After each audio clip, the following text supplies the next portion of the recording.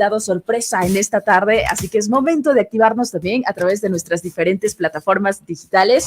Estamos transmitiendo en vivo a través de nuestro YouTube, Los 40 Ecuador. Saludamos a YouTube, buenas tardes. Saludamos también a Instagram, ¿cómo están? Los 40 Ecuador, muy buenas tardes. Y los que ya se van conectando, pues ya descubrieron a mi invitado especial, que es un orgullo ecuatoriano definitivamente, el cineasta Sebastián Cordero. Lo recibimos con un fuerte aplauso acá en la cabina de Los 40 de Ecuador. Mi querido Sebastián, qué gusto tenerte acá. Que hoy Muchas nos vas gracias. a contar de esta obra tan espectacular. Es tu primer largometraje documental. Efectivamente. Bueno, primero que nada, gracias por la invitación, gracias por toda esta entrevista. Al otro lado de la niebla es mi primer largometraje documental, efectivamente. Después de haber hecho 6 largometrajes de ficción, surgió este proyecto de manera muy orgánica, muy espontánea, junto a Iván Vallejo. Iván Vallejo, el gran montañista, sí, gran persona. Hace unos años me propuso, bueno, yo le conozco a él desde el 99, desde cuando, el año en que él escaló el Everest fue el mismo año en que yo estrené Ratas, Ratones, Rateros. Ajá. Y pues nos conocimos ese año, nos invitaron a muchos eventos juntos, creo que era el año en que los dos nos pusimos de moda de repente, que sí es algo un poco bizarro en ese momento. Y en un evento que nos conocimos, pues nos hicimos amigos, empezamos a conversar y esa amistad se ha mantenido a través de los años. Y hace unos años atrás, cuando iban a ser los 20 años de Ratas y del Everest, Iván me dice, oye, vamos a Nepal juntos, te invito a Nepal, trae la cámara y veamos si podemos hacer algo, algún documental. O sea, Iván fue el de la idea del documental. Iván fue el de la idea, wow. Iván me invitó y yo la verdad es que era una invitación demasiado buena como para decir que no. Eso que tenía mis dudas, porque es una aventura lanzarse a algo que no has hecho antes, ¿no? Total. Yo no he tenido experiencia con formatos cortos de documental. Hace unos años le hice un documental corto de unos 15 minutos al maestro Osvaldo Viteri, que mientras pintaba un autorretrato. Pero con Iván fue una cosa extraña, porque Iván me dijo, mira, te doy, más bien vamos a ver qué pasa, con qué nos encontramos y como que me dio total libertad desde el día 1. Y yo el día, justamente cuando estaba con la duda de si aceptar o no, él me contó una historia de infancia que no quiero revelarla porque en el documental se la cuenta, es casi el clímax de la historia del documental. Me acuerdo que me enseñó algo, gira alrededor de un dibujo que él hizo de niño y que de alguna forma es como la chispa de lo que él hace ahora. Y me acuerdo que fue tan especial la historia y tan conmovedora que yo dije, a ver, esto sí quiero ser parte de esto y aunque no sé cómo lo voy a hacer, vamos. Y entonces fui con una cámara simple, una cámara que yo sabía que podía aguantar además en altura, en el frío y eso. El plan del viaje era acompañarle a Iván hasta el campamento base del Everest, que fue el primer viaje que él hizo varios años antes de que ya coronara el Everest. El primer viaje donde él de alguna forma se inspiró, donde él dijo, bueno, esto es lo que quiero hacer con mi vida en los próximos años. Y entonces la idea era captar como esa chispa inicial, un poco lo que nos motiva a hacer las cosas. Entonces fuimos los dos solos. ¿Fueron solos? Eso justo iba a preguntar, si fueron con equipo, No, solos. Yo tenía una cámara, 2 lentes, el trípode más liviano que conseguí y una grabadora digital de sonido, una Zoom, lo que podía yo cargar en una mochila. Y hicimos un recorrido que empiezas a 2.800 metros de altura, igual que Quito, en Lukla, que es la entrada del Himalaya, pero de ahí ya no hay carreteras, entonces de ahí son 9 días de caminata hasta llegar al campamento base. Wow. Y es algo muy, muy bello, muy especial, y de 9 días también de mucha conversación, y de ahí surge el documental. No, qué hermoso, pero me imagino que hubo una preparación previa, ¿o no? Hubo una preparación relativa. Sí, a ver, por un lado, Iván me advirtió, me dijo, mira, si es que no te preparas, la montaña te pasa factura y y vas a sufrir, simplemente, no la vas a pasar bien. Entonces, lo que yo hice, pues el deporte que me gusta, lo que yo más hago es bicicleta de montaña.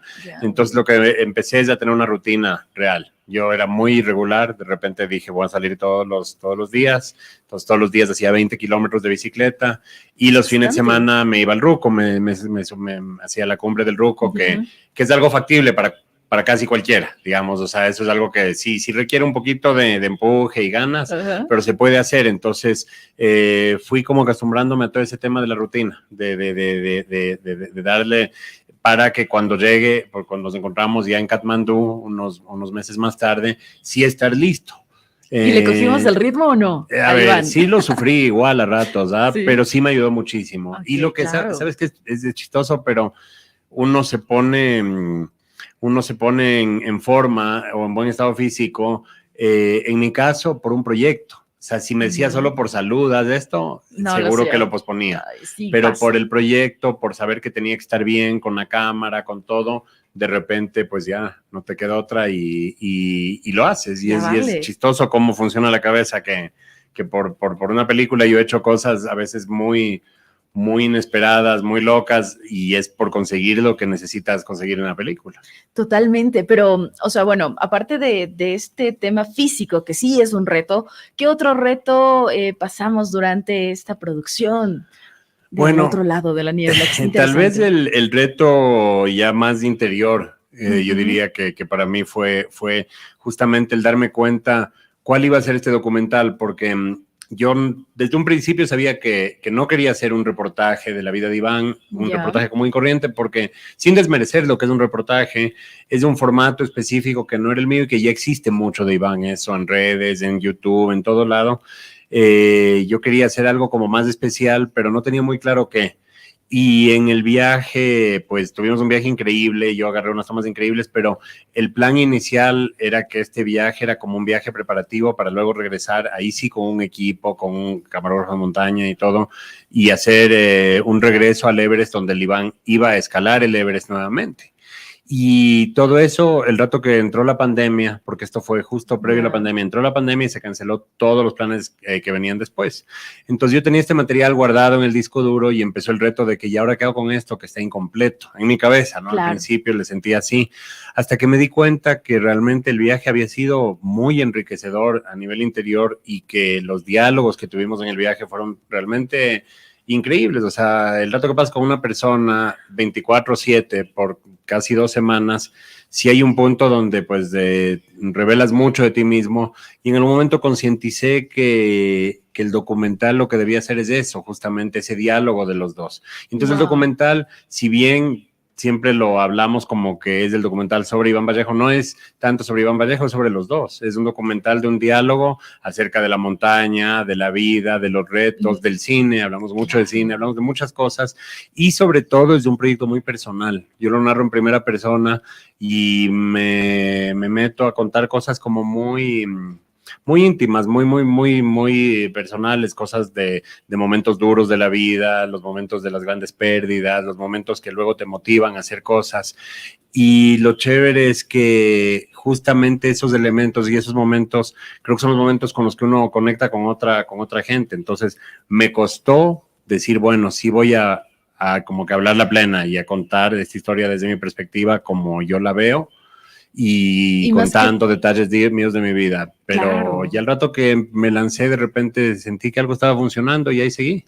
No, y más que todo, que creo que ese es uno de los principales también objetivos que tiene Sebastián Cordero, crear ese cine mucho más profundo, íntimo. Sí, o sea, transparente también, ¿no? Sí, a ver, yo creo que uno muchas veces se excusa o se cubre con la máscara de la ficción, ¿no? En la ficción yo puedo contar historias de personajes que no son yo, tal vez tienen elementos en común conmigo, pero que finalmente son personajes que dentro de la historia que están viviendo, pues tú tienes la excusa de contar lo que sea. Totalmente. Cuando estás contando ya algo personal, ya tienes que realmente ser como fiel a la verdad, ser fiel a ti mismo, y por ahí empieza todo esto.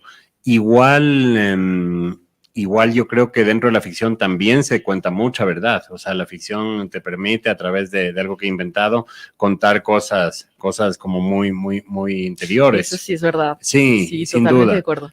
Pero sí es un cambio de género y sí es algo que a futuro yo pienso que sí me va a influenciar mucho. O sea, de hecho, en los proyectos que estoy trabajando ahora mismo, sí siento que le estoy metiendo muchísimo más de ese lado personal, de ese lado más, porque siento que yo desde antes andaba en búsqueda de eso. O sea, después de varios años de contar historias con una cierta distancia, de repente el meterme a hacer algo más apegado a mí, realmente sí hace, como que sí hace una diferencia. Totalmente. O sea, es algo que no pueden perderse por nada del mundo. Sí, este documental va a estar espectacular, sumamente profundo. No lo digo yo, lo dice el mismísimo Sebastián Cordero. Por favor, fechas de estreno, ¿cómo, dónde podemos encontrarlo? ¿Qué tenemos que hacer para poder ver este documental? Bueno, falta menos de una semana. El próximo jueves, el jueves 25 de enero, se estrena a nivel nacional en todo el Ecuador. Va a estar en Quito, Guayaquil, Cuenca, Ambato, que es la ciudad natal de Iván, Riobamba, Manta, Puerto Viejo. Y se va a estrenar en todas las cadenas. Vamos a estar en Multicines, en Supercines, en Cinemark, en Cinext y en el 8:30 aquí en la Floresta. Y lo que hemos hecho también es acompañarle mucho al documental, o sea, hacer varias funciones previas donde estamos los dos juntos, y los dos realmente pues creemos mucho en este proyecto. Entonces queremos que tenga un gran alcance, ojalá. Y lo va a hacer, claro que sí. Nosotros de aquí también mandamos la mejor vibra. Vamos a estar también en el estreno, por supuesto, y vamos a estar muy pendientes de todo, Perfecto. Porque desde aquí ya vamos, aquí con la buena vibra, la buena energía, aquí todo se puede. ¿Cómo encontramos a Sebastián Cordero también en redes sociales, por favor? En Instagram estoy como Sebastián Cordero 23. Ajá. Y en Twitter estoy como scordero23. Yo tengo una curiosidad. Y eso es todo lo de las redes que hay. Sí, no, yo tengo una curiosidad. Cuando veía las redes sociales, me llamaba mucho el número 23. ¿Significa algo? A ver, yo nací un 23 de mayo y en algún momento que estaba poniéndonos, o sea, se me fue como el número fácil para poner, porque no está disponible solo Sebastián Cordero. Suele pasar. Entonces es la típica. Pero sí creo que con el paso del tiempo se vuelve un número importante. Y en mi vida el 23 sí ha jugado varios papeles importantes, entonces sí tiene ahí su significado. Me encanta además que 23 son dos números primos.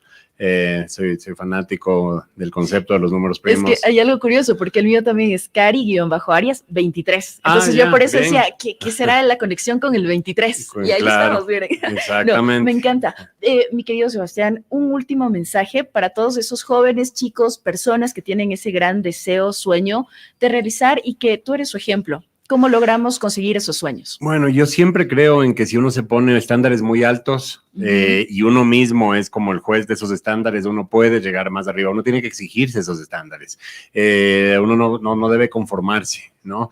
Y eso, de alguna forma, en este documental, cuando empezamos a trabajar con Iván, una de las razones que él quería hacer esta historia es que él me decía, y yo ahí concuerdo con él, que si tú ves ahorita la vida de un adolescente, de un chico, de una chica de 17, 18, 19 años, no vivió el momento de Ratas, no vivió el momento del Iván subiendo el Everest por primera vez, que fueron momentos muy inspiradores para varias generaciones. Y entonces el contar esta historia nos permite de alguna forma volver a ese momento y sí, de alguna forma decir, estas cosas pueden hacerse y uno puede empujar, y si empujas y no te detienes y te exiges a ti mismo, puedes llegar muy lejos. Entonces, es un consejo para toda la gente que está empezando en el cine, en la montaña y en todo.